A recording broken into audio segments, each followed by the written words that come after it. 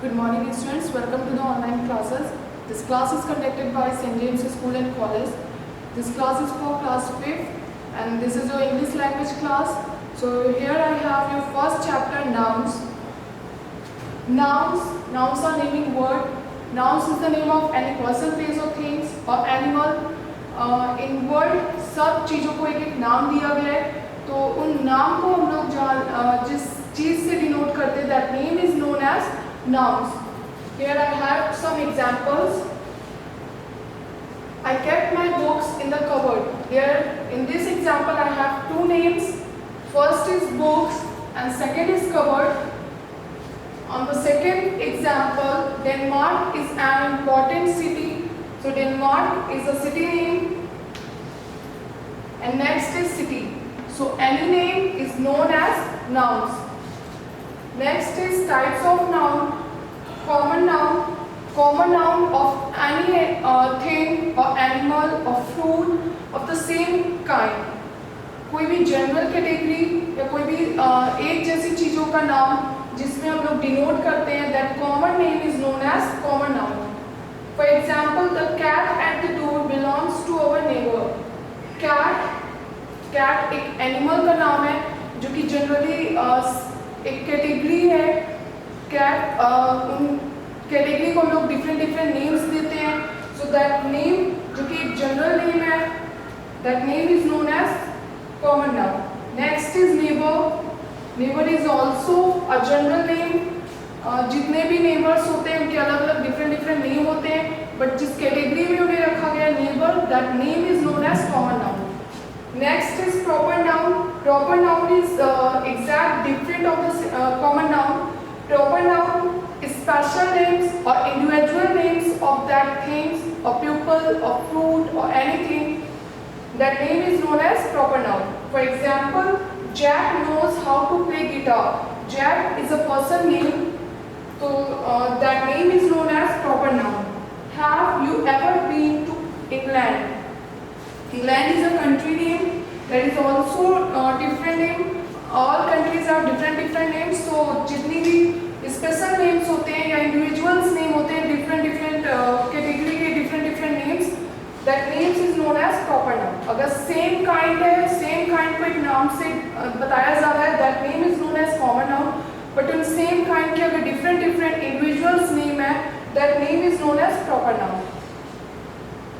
Next is collective noun. Collective noun is the names of that things, a group of pupils, animals or things. जिन चीज़ों को, जिन नामों को एक collection, एक word के through जो collection show करता है, उस नाम को हम लोग collective noun के नाम से जानते हैं. For example, the flock of birds is sitting on a wire.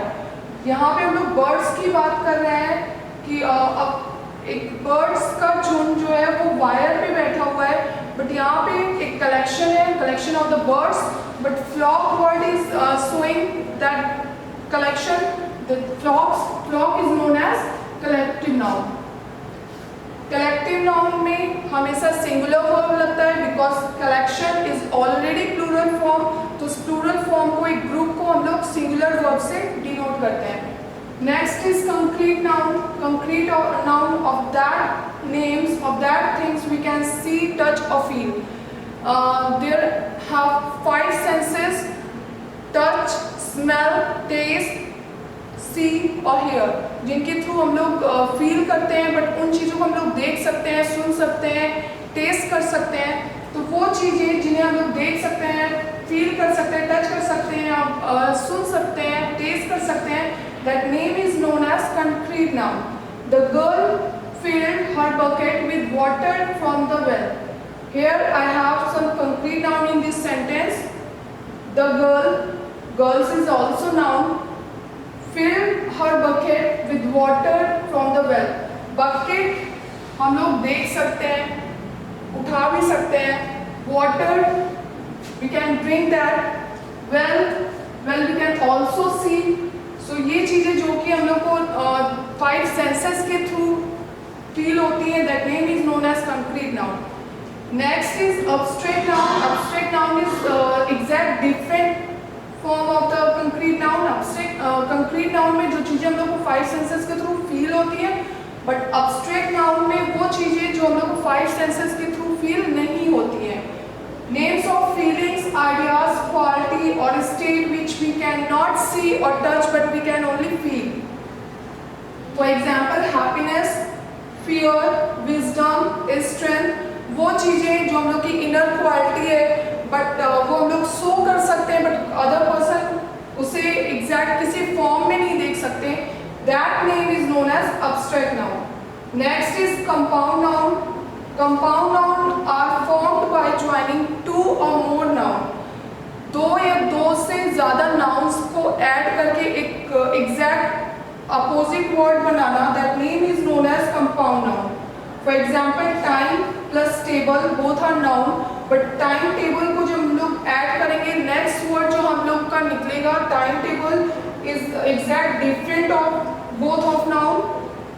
Next is black board. Black board both are different noun, but जब हम लोग इन्हें ऐड करेंगे नेक्स्ट वर्ड ब्लैक बोर्ड बनेगा. तो वो चीज़ें जो फॉर्म होती है बनती हैं बाय ज्वाइनिंग 2 और more nouns that are known as compound nouns. So here I have your chapter noun. I hope you understand. Thank you.